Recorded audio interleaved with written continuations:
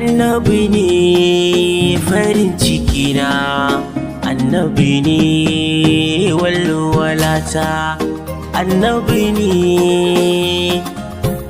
Rabi'u Wais mai waka.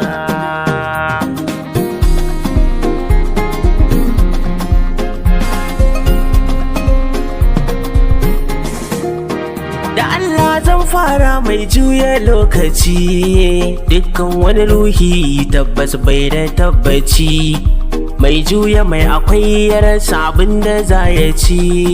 Ɗinka salatinka ga annabi tushen adalci, sada alihi da sahabbai masu karamci, har da auliya uban cire ko da guda ba. Annabi ne, annabi ne mai ceto ran gobe, ka nitsar da zuciya, shalilan Allah gun tafiya baya waiwaya. Nurullahi ne ya haskaka duniya, mai bin sunnar annabi babu shi ba shan wuya. Ni kai na riƙe duniya da lahira, Al-Mustapha ka zarce duk nazarina. Annabi ne, annabi ne, dukkan farin ciki ga annabi tabbas an tare. Wani fanni na ado shigar safari ne ko kore, kyakkyawa ɗan asali ganin ka ido kam ya more.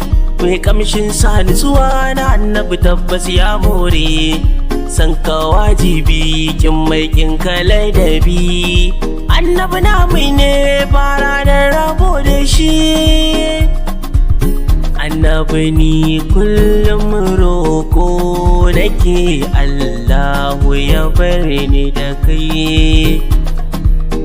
Annabi ni kullum roƙo nake Allahu ya bar ni da kai. Wa zane ba bayan kai Al-Mujtaba, abban Fadima na ce gidan gaba. Waye kamar ka ko kuma ya kai ta ni ban gan shi ba, duk mai bin sunnar ka ba zai tozarta ba. Annabi gatanka ya fi umma har amma, mai neman dace ya bi shi ba zai tozarta ba. Annabi ne, annabi ne, idan masu akwai na zo na gunku na bara. Kiro kan abbanki a masoya in sami kira, a bani abin da jikina zai gazar yayyo tara.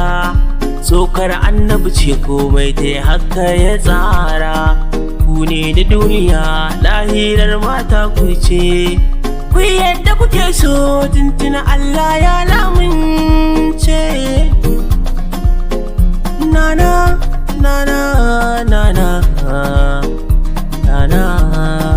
Ya dawo da rana sannan ya tashi gawa, mai kyautar da shi yake yi ba a dawowa.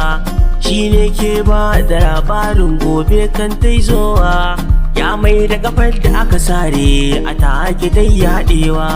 Kututturen dabino ya godiya, da kusancin annabi shi ma ya sanya zama babba.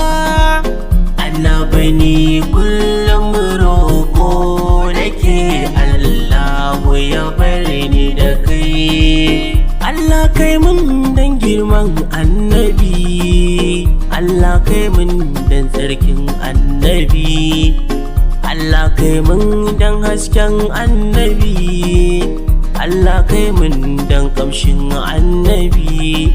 Abban Fadima, Fadima, abban Fadima shine a zuciyata.